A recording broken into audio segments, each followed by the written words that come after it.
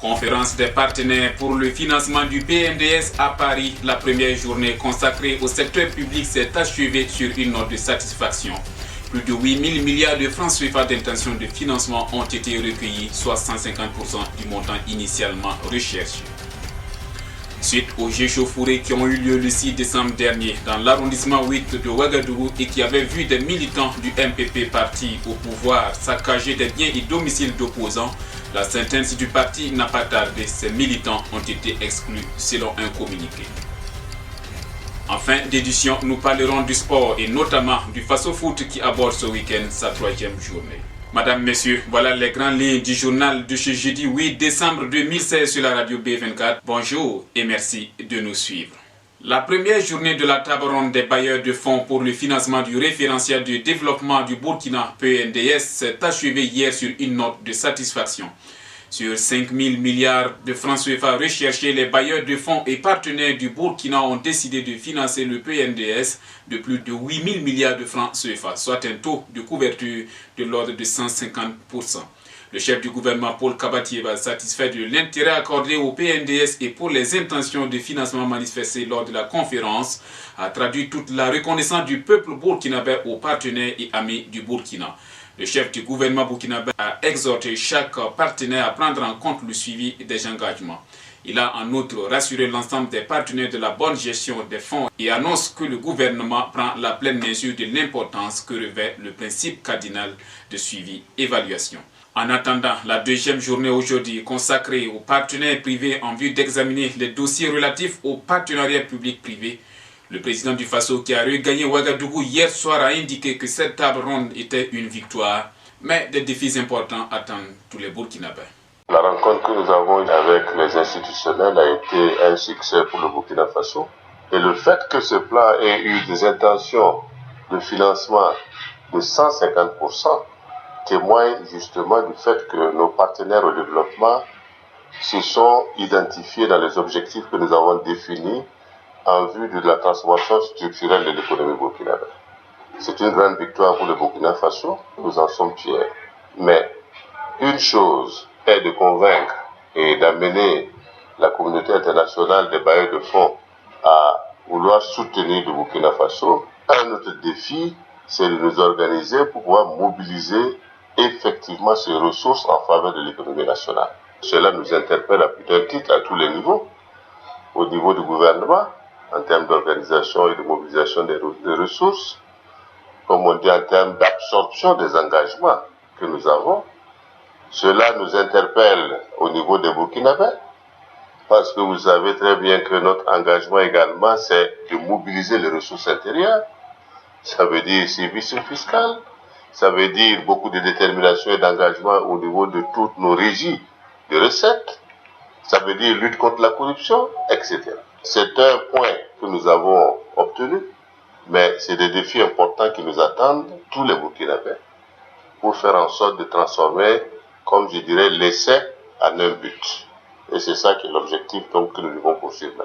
Il était à rechercher autour de 5 500 milliards. Nous avons mobilisé en termes d'intention 8 300 milliards. Donc c'est vraiment le fait que les partenaires ont regardé notre plan, ils l'ont étudié, ils ont constaté que véritablement si nous réussissons à faire ce que nous avons dit, il est évident que nous allons transformer de façon structurelle l'économie burkinabé, améliorer la lutte contre la pauvreté et permettre au Burkina Faso d'avancer réellement. Une autre bonne nouvelle pour le Burkina Faso, avant même la conférence des bailleurs de fonds, l'agence de notation Standard & Poor's a annoncé le 5 décembre dernier qu'elle reste optimiste quant à l'avenir économique du pays des hommes intègres.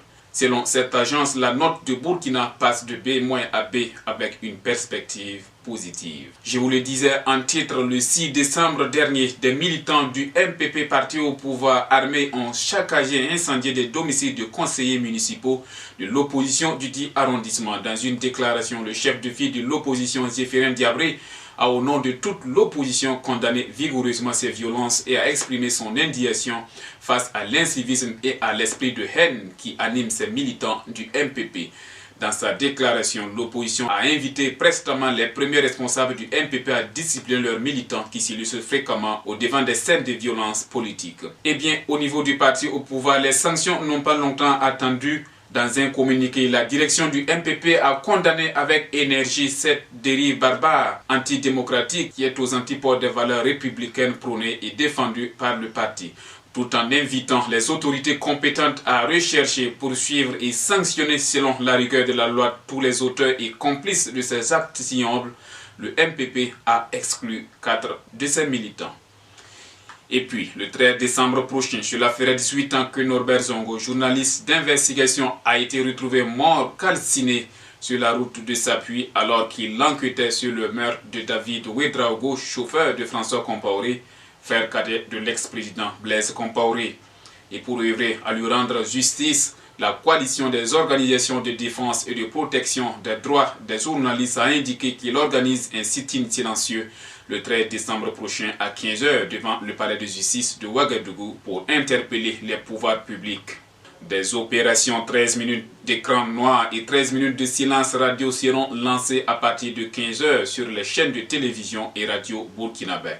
Il est également prévu une opération page noire dans l'ensemble des quotidiens burkinabais avec un léger différé pour les périodiques.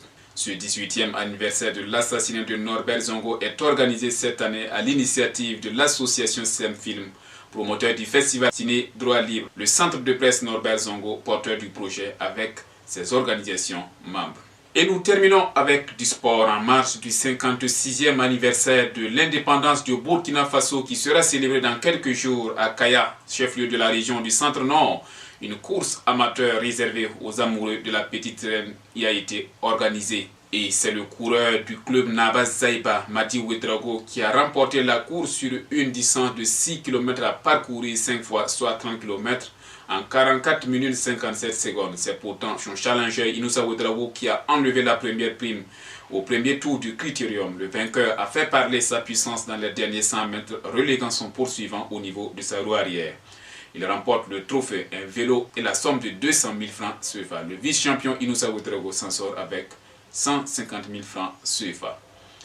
Place maintenant au Faso-Foot de première division qui aborde ce week-end sa 3e journée. En match avancé demain vendredi, l'Union sportive des forces armées sera opposée à l'AS Sonabel à 15h30 au stade Issoufou Joseph Konombo de Ouagadougou.